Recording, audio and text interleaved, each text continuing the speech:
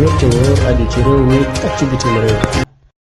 dikkati naa fu dëkk neexee tribune yéen kaay ne ma démb Thiès président Macky Sall daal di fay mobiliser yéen kaay bi dee média bi ne ma dara troisième mandat daal la Sall ngaari lam tooro burge de bëgg ci mim réew tax nag mu am ab séjour présidentiel ca cité du rail tribune yéen kaay ne ma président Macky Sall nga woon Thiès lépp luy kaar daal di bàbbee ko ci gox bu ne ci réew mi dem wutali Thiès tribune ne ma tàmbali naa jëli mesure moom président Macky Sall Dakar Times ne may ma ñëw rek laataa loolu moom président Macky Sall def nay bilan boo xam ni nag ay ambition présidentielle la turbine naan kon ma ne la na bilan bi wàcc ñu xool ndax nag xam ngeen ni conseil des ministres bi war a am tey du bu njëkk bi nga xam ni moo amoon ca Thiès laataa ñuy diggee leneen ma ne la dañu évaluer la nga xam ni diggee woon nañ ko fa ci njàng meeg njàngale mi ci wàllu caada ak cosaan ci wàllu wér-gu-yaram ci entrepreneuriat féminin ci xëyub ndaw yi ci sécurité ci sport turbine yéen kaay ne président Macky Sall na yër loolu ndax nag saa si tembe ñi ngi wax nag waxum dekkil raay Sud Quotidien naan man du yomb de dekkil raay googee nga xam ni président Macky Sall moom la nar a soobu day dina miti lool l'observateur ne tey daal Thiès la dëkk neexee bilangu réalisation yi président Macky Sall war faa tegu conseil présidentiel ak conseil des ministres ca Thiès googee ñu yàgg faa diggee 2012 ak tey luñ fa def Sall naan laataa lool daal tex may ree ñépp ma teetu saa si tembe ci diwaanu Thiès te naan Thiès nag saa si tembe comme mburu ak soow bés bi le jour naan kon déet mburu ak soow Sall ngaari lam tooro burgede naan kon en tout cas foroxul turbine ne ma en tout cas ni ki démb ay kujje yu metti moo am diggante apérissi ak waa réew mi lee fa yéene kaay ne ma tegal foofu sa loxo maa ngi ñëw ak yow ci Idrissa Seck critique yéene kaay ne laataa loolu guerre des pancartes day dëgg démb moo am ci diwaanu Thiès turbine nekk en tout cas Abdoulaye Dieye moom yëkkati nañ ko moom jiital aéroport international Blaise Diagne turbine yéene kaay ne ma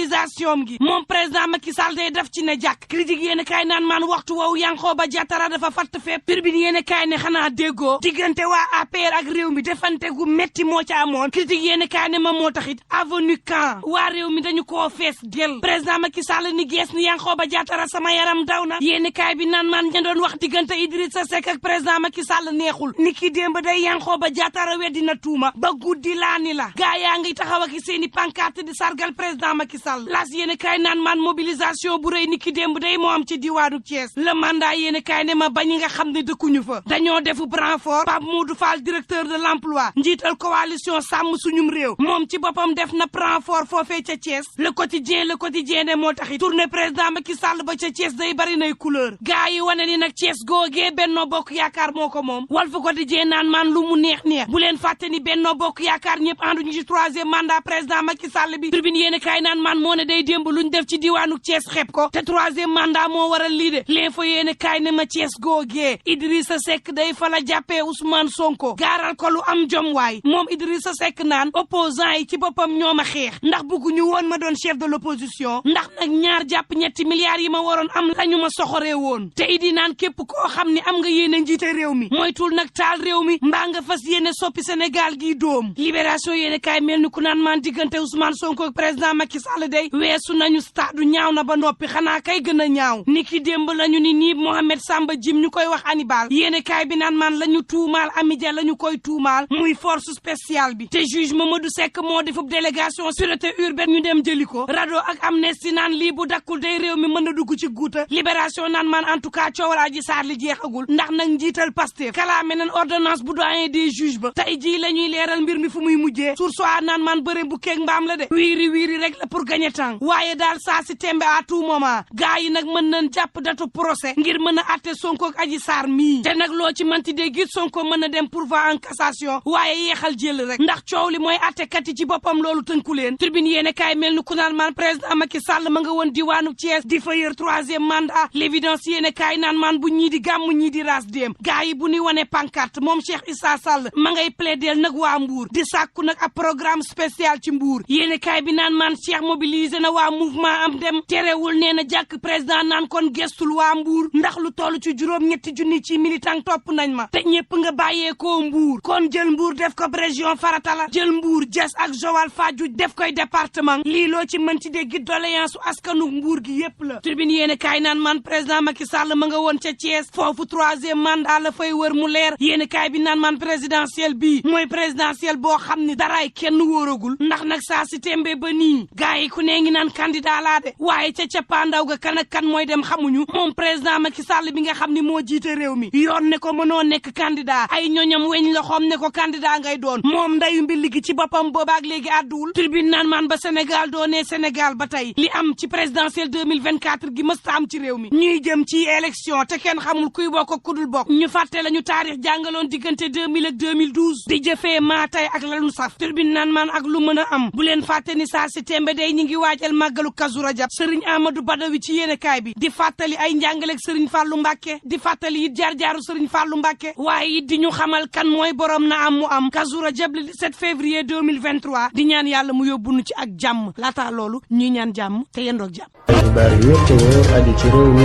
ak ci bitim réew.